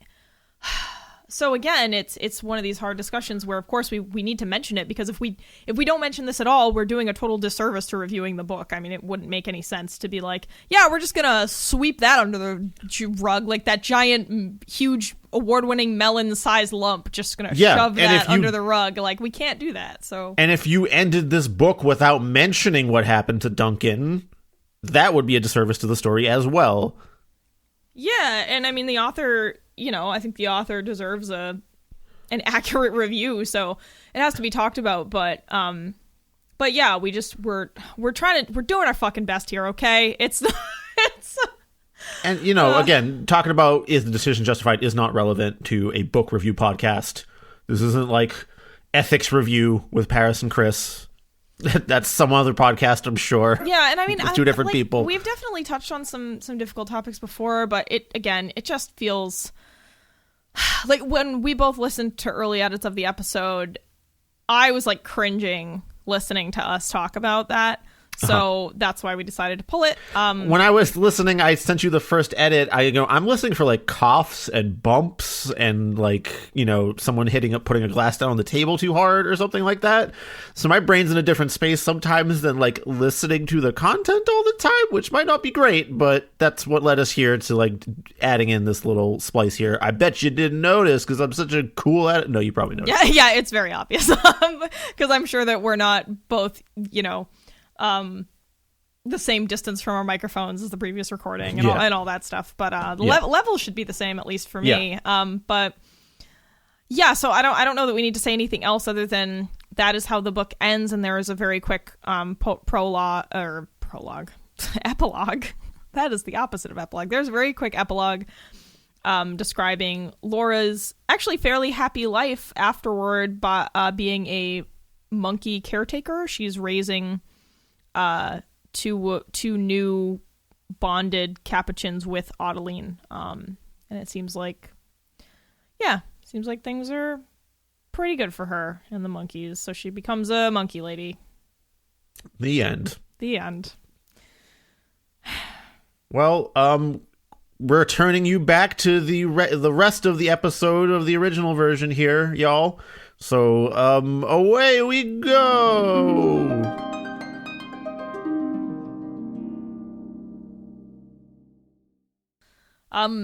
So I guess we can talk about some other small things in the book, now that we've kind of gotten through all the more serious stuff. So Chris and I very briefly, discussed this before recording, kind of accidentally. I feel like the author commits a cardinal sin of white authors, where she describes one of their, personal care workers as a coffee-colored man. Yeah. And I was like, oh no, it happened. Like, because there was nothing else in this book that even touches on racism or anything. But then there's that one phrase, and I was like, oh, that's kind of gross. So I kind of just wish that hadn't happened. But whatever. Yeah, and our whole discussion before the episode started was like, well, you made the point that often it's people of color that get described with like food item adjectives or descriptors. Yeah, it's just kind of gross. And I made the point that like I've heard of white people, especially white ladies, being described as creamy, but very rarely white dudes, unless it's like a really fat white guy who sometimes gets described as like kind of like with weird complexion or something like that might get described grossly. But like, yeah, your average white dude character never gets described with like, oh, he looks like a glass of milk or something. I don't know. Yeah, well, and the reason that it's a problem is because they use those phrases because the default to be is assumed to be white, which is not cool. So that just kind of put a bad taste in my mouth. I wish that you need to add more creamer to that coffee. Oh God, no! I actually like my coffee black, so that didn't work on me. Let me see. There was like another. There's a couple like little tidbits that like you have page numbers in the notes here for like little extra things that aren't really relevant to the bigger discussion, but just interesting. Oh yeah, like there's this chapter where Laura's talking about her childhood, and content warning. Going to talk about potential assault here, so I don't know. And child murder, I guess. So there's this section where she's talking about her childhood, or thinking about her childhood, and she talks about going to this carnival, or no, she talks about having a fever and dreaming about this carnival and how she couldn't resist pressing this red button and how a bunch of other children may have been injured or killed because she like turned a ride on when people were unbuckled, like one of those spinning rides. But then it also briefly, like for like one sentence, it says something about the carnival man forcing her to touch the button and how he was gross, and so maybe she was sexually assaulted by the carnival ride man.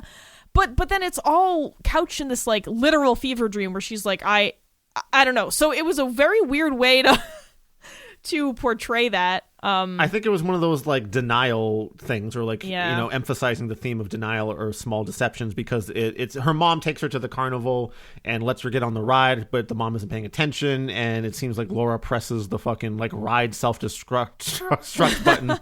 No, she turns it on when everyone is unbuckled is the thing. Yeah, but and then like her mom takes her away very quickly and just like soothes her with some ice cream, and she's like, don't worry about what just happened, we gotta go. Don't ever worry about that. What are you talking? Like later when I think she even talks about later when she tries to bring it up to her mom being like, nah, don't worry about that. Yeah, her mom's like, that didn't happen or something. Yeah. I don't know. Yeah, so kind of unclear. I don't know that story was really, I don't know if that was really necessary. I didn't feel like it provided anything to the larger work. Yeah, like I said, just maybe trying to reinforce the way, or Laura's ability to sit in denial for a long time. Yeah, maybe you're right. I hadn't considered that, so maybe you're right. Maybe it does serve a purpose. Speaking of which, the Laura chapters also talk about her time at this apprenticing at this really prestigious art conservation lab, where she and another apprentice, they were like getting their doctorates, but they were still, students. They were working on restoring a Dürer woodcut, I think. Yep. Or print. I don't remember if it was a woodcut, right? And I was reading it and I was like, oh my God, if they say that they ruined a door, I'm gonna fucking hurt someone. And then my note is in all caps, I'm coming for you, Jill Feldman and Laura Wheeler, because they did ruin a door. And they ruined it so badly that the studio or the conservation lab forged a copy. Yeah. They bought a forgery and like fixed it up really well and gave it back to the museum that, or gave them the original that they ruined. Yeah, once again, that theme of deception where it's like, well, we had one and, no one's really the wiser, so what's it really hurting? Yeah, and then, so then that kind of primes primes Laura later on to be really good at authenticating that pair of teacups Yep. that definitely aren't authentic, but she knows what she's doing because of that, that thing that happened earlier. And I mean, technically, Laura was like, when she's talking about the Durer thing that got ruined, she was like, well, it was my fault in terms of negligence, but the other apprentice is the one that measured like 10 times as much of a solution as they were supposed to use or something, and Laura just didn't check because she didn't like the other apprentice. Yeah. So they both suck and failed, but whatever. I don't know. There's also this weird... so one of the like ancillary characters they focus on a couple of times is Ingi, who is the nanny of the children across the street, the children that Duncan eventually introduces the monkey to, who he kind of takes a liking to. And they just, the portrayal of Ingi is really shitty. They talk about her as though she can't speak English, which is bizarre because she's from either Norway or Sweden or Denmark. And I was like, I've never met a Scandinavian who didn't speak perfect English, so they're fine, man. Like they know how to speak that language. Yeah, so it was really weird. I mean, and of course, you're gonna have people here or there, depending on where they're from in these countries, that I don't know, maybe aren't as good. I don't know. It just seemed like a very strange. She's depiction. an au pair, right? Like she's coming over here, and like most of the people of that type will have prepared to have come here or like have the skills. But she talks in like kind of broken English about certain things that. Yeah, and they were trying to make it seem like she didn't understand some words, and I was like, I don't know. It just seemed really off the mark for me. And maybe this is like my Norweebiness coming out, but like it just seemed a little strange. It really seemed off to me.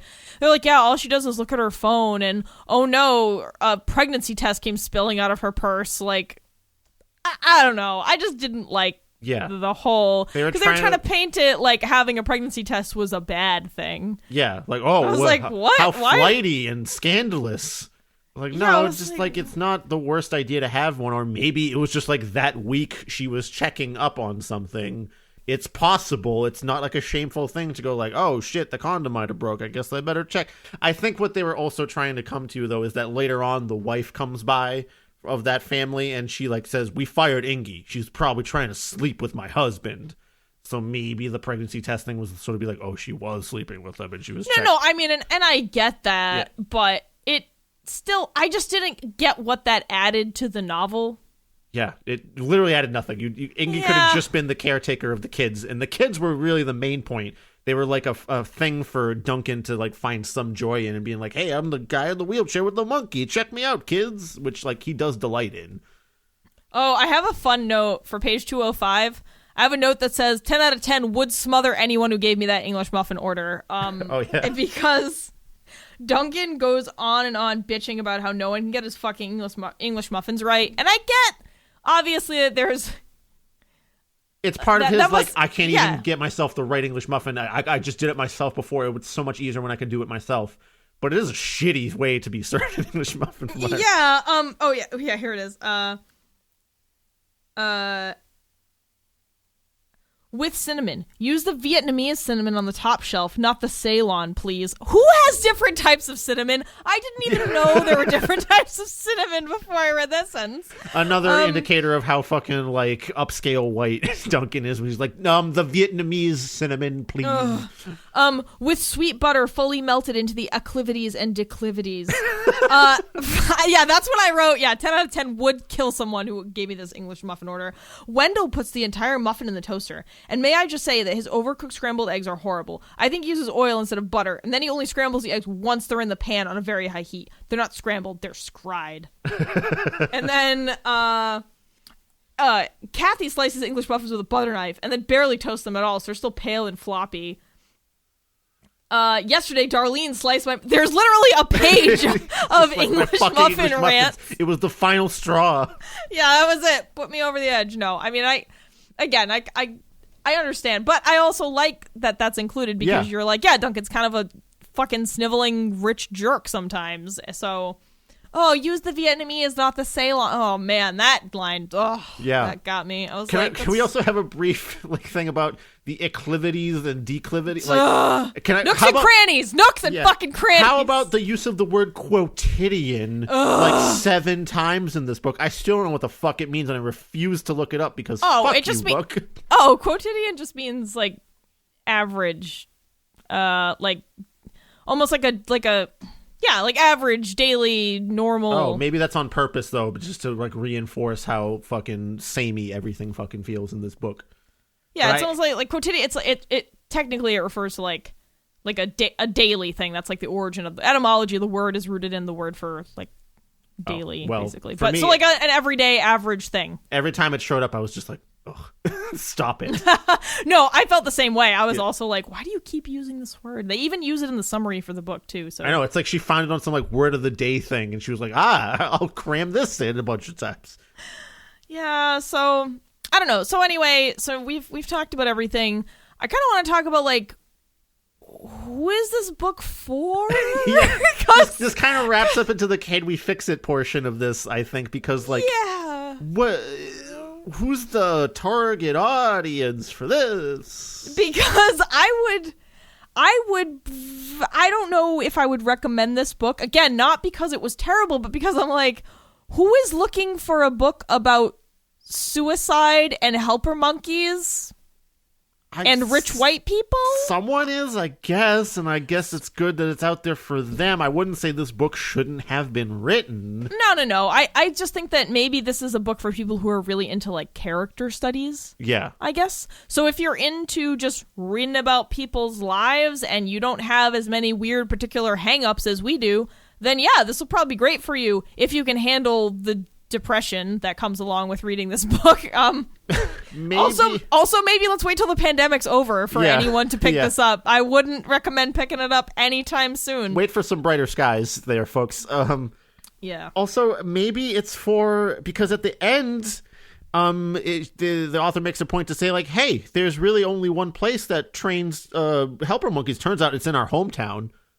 Oh, and funny story, I actually know about this place. It's Helping Hands, I think. Yeah.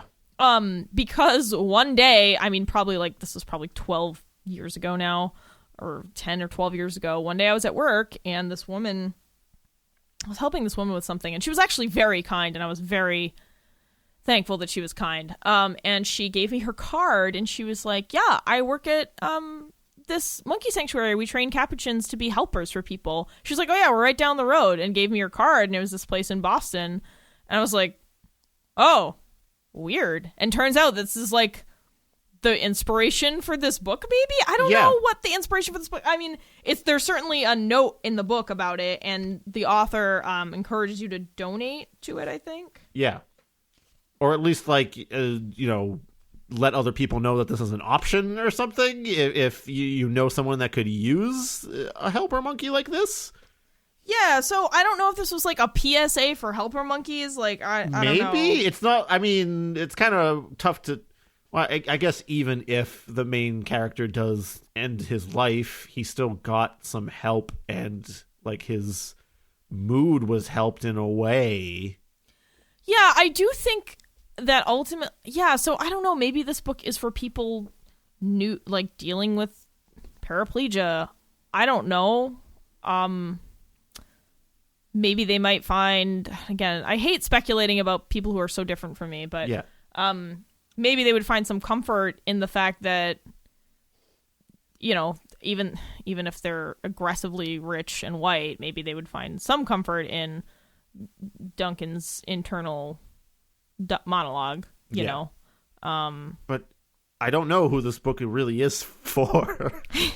Yeah, like I said, unless you're into character studies or you're really interested in reading about someone with paraplegia, then I don't know. I don't know, and like, can we fix it? Does it need to be fixed? I don't think it necessarily needs to be fixed. I mean, I would definitely strike that coffee-colored man line, please. Yeah, small edit, really. Yeah, but I mean, there were like a handful of missing words, but that's pretty minor. I mean, I don't. Yeah, it's a weird situation. Plot-wise or like construction-wise. Yeah, no, it's fine. I mean, yeah, it's a weird situation. It's just one of those situations where this book isn't aggressively terrible. It's just not for us at all. Yeah. we are just not. We are neither of us are people who would want to read this book. And so it's just a matter of. It's really a matter of the subject matter. Yeah. The writing itself was good. And that's part of the conceit of this show, right? Is like picking out books that normally we would like never give a second thought to. If I wasn't doing the show and I saw that title on a shelf, I wouldn't even pull it out to read the back of it. Oh yeah, no way. I would just scroll. I'd go right by it. I'd scroll right by it, or pay or tab. I'd walk right by it, whatever. I wouldn't give that a second thought. I'd chuckle at the title a bit, be like, monkey, and then like walk away. Yeah, I would not consider this book at all. But and that's the whole point of the show. So, yeah, I think so. If you're looking for a character study, or for some reason, maybe you are a person who's dealing with being a first-time wheelchair, like maybe you're a first-time wheelchair user or something, or you're dealing with paraplegia. Paris, maybe is there second-time wheelchair users? Yeah, I mean, if you like they get better and then they need it again. Yeah, like what if you have like hip surgery and then you have to have other hip surgery or knee or like a long-term injury. Obviously, this is like a life-term injury, but Sorry, I don't know. I just need to be reminded about that, I guess. It's fine. I mean, again, I kind of hate talking about things like this because I'm not those people. I'm pretty averagely abled, so it's I don't know. I just always kind of feel gross because I'm like, I'm a regular person trying to talk about things that I have nothing to be I have no place to be talking about. But we read a book with the subject matter, so I got to talk about it. Yeah, I don't know. If you're into character studies and you can handle the depression, I guess. I don't know. If any of this sounded interesting to you, I guess check it out. But I am not going to. Yeah, I'm not going to tell you to pick it up. Yeah. That's generally how we both came down on this book. Yeah. So yeah, I don't know if there's anything else we want to talk about. Otherwise, we just have some. Me. Yeah, we just got the house cleaning. Stuff. I don't think this is a long episode, so let's not do good media on this one. Let's save that for a shorter episode. Later fuck! Wow, this episode was really long. All right, I'll try to wrap this up quickly then. Yeah. So just wanted to just a couple of little shout outs. So someone named Jonas sent us links to some old weird footage of Bruce Dickinson cosplaying as Lord Iffy Boat Race on Boat Race or whatever on Hell's Headbangers in the 90s. Hell's Headbangers was like this heavy metal show in the 90s that was really important for anyone who was a kid and into heavy metal or just who was around. I guess not kids. That was a weird way to say that. I'm saying that because I was a kid in the 90s. Yeah. Sorry, I was... I don't think any Lord Iffy Boat Race content is for children. No. But yeah, him cosplaying as that was pretty hilarious. So thanks, Jonas. Really appreciate you checking us out and sending us that. That definitely brightened my day at work. That was cool. And thank you to whoever wrote a really nice review for us this past week on German iTunes.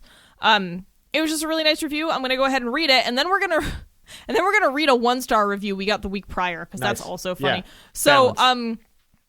So, iTunes user Shepperlepap. Oh, that's so cute sounding. I don't know what that is. The title is Always Thoughtful, Often Hilarious. Chris and Paris review books, and it feels like you're listening to friends shredding bad art into pieces. They don't censor their language, which lends authenticity to the whole premise. However, if a book ends up surprising them positively, they'll tell you. So it's not just mindless trolling. I actually ended up buying and reading a book they discussed favorably and really liked it. Oh, I wonder which one. I know. I'm so curious. I don't know how to contact you. So person who wrote that review, if you're listening, please let us know what book you bought because I'm really interested to know. And thank you so very much for the 5-star lovely review. It really buoyed our spirits after reading this other review we got last week. So you may have seen this if you follow us on social media because I made this review our like background photo on Twitter and Facebook because I thought it was so funny. It's quality stuff, actually. Oh, sorry. Just on Facebook I did, I guess. But it's it's real good.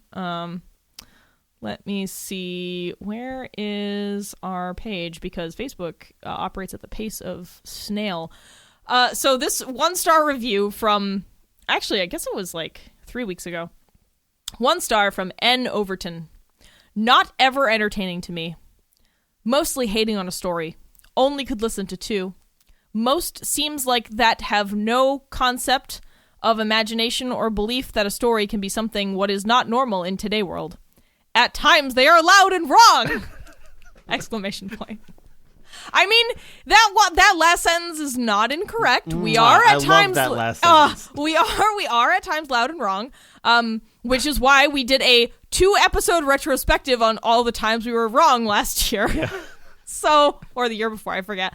So, I want that to be our tagline now. Terrible Book Club, loud and wrong. At times, loud and wrong. Yeah. So, gotta love those 1-star reviews. Gonna be on a shirt or something.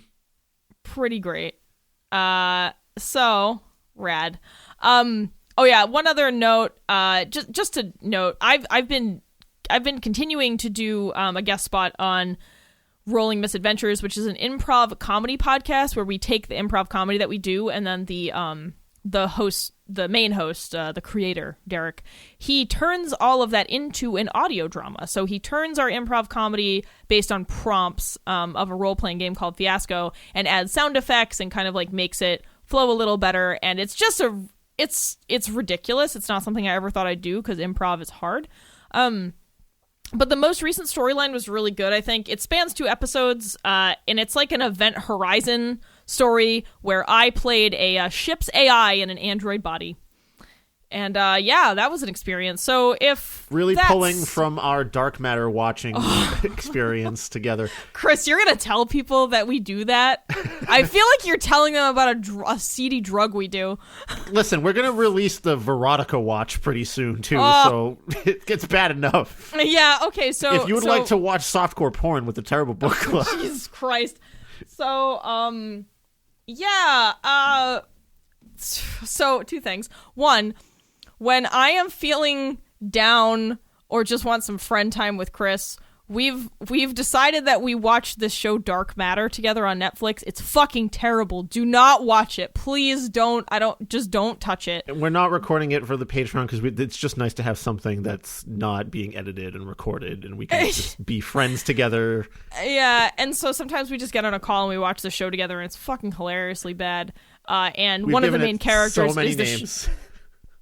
Yeah, one of the main characters is the ship's AI in an android body, so like that was sort of what I was basing it on. But most people said I sounded like Space Janet, like Janet from The Good Place. The Good Place, yeah. So I don't know, it was fun. I mean, I'm not great at this or anything. I'm not telling you it's great, but like if you're into that kind of stuff, maybe check it out. I feel like I had another note, but I didn't. Maybe Veronica. Yeah. So if you're a patron at the $5 or more, it's a fantastic segue into level, our Patreon stuff. Yeah, if you are a $5 or higher level patron of Terrible Book Club, you will have the unfortunate experience of receiving the audio track to Chris and I watching Glenn Danzig's movie Veronica. Which is quote scare quote. Dude, like Chris just said, we basically watched softcore porn together, and it was awkward as fuck.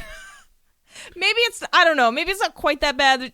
Maybe it is. I don't know. It's real bad. It was rough. Fucking if you terrible. listen, man. If you think, I've watched bad movies, I've watched The Room, I've seen Birdemic, buddy, you're not ready for how just mind-numbingly shit this is. It's 3 short films, I guess you could say, about a half an hour each. The first one kind of has a plot. The second one eschews any kind of plot whatsoever for the bare minimum of it, and the third one has nothing to chew on whatsoever.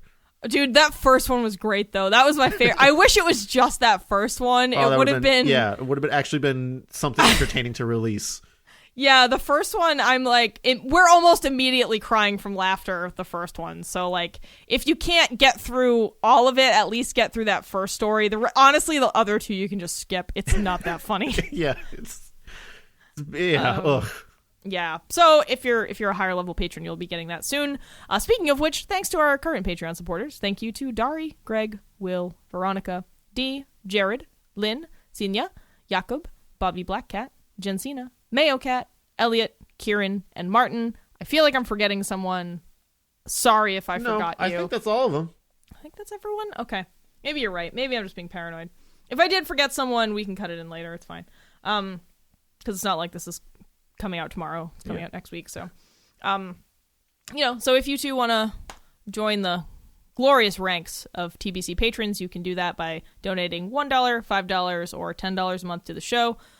You get various rewards, like having your name read at the end of the show or beginning of the show whenever we decide to do it, and getting access to a bunch of content, including videos and tracks of us watching things like Mystery Science Theater. You can subscribe and follow us on various social media outlets. You can share the show and tell someone about it. And you can give us a nice review like that wonderful German person. Thank you. And you can always contact us on Instagram, Facebook, Twitter, Goodreads, or via email at terriblebookclub@gmail.com. Yeah, one other thing you can do as a patron is request a copy of one of the books that we've read, because boy, are they piling up, y'all. I don't know why you would necessarily want a copy of one of the terrible books. Maybe you can have us, if you want us to write a nice note in it for you or something like that. We'll probably do that when we send it out. But I don't know, we have to figure out something to do with these books because they're taking up shelf space.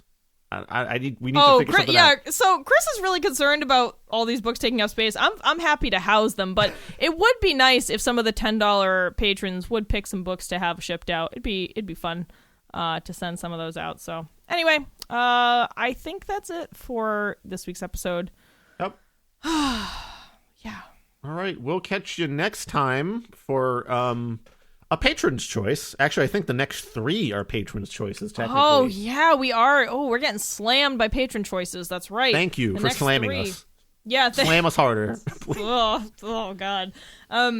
Yeah, so next, do you want to just tell them that next week we're reading Senia's choice? Yes. Yeah. Senia, your choice is up next on Terrible Book Club. Da-da-da-da. And then the month after that, I'm sure many of you will enjoy. Let's just put it that way. Yeah, the month after that is brought to you by several patrons simultaneously requesting the same book. Yeah,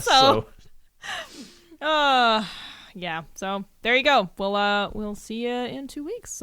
Please stay well out there. All right. Bye, Paris. Bye, Chris.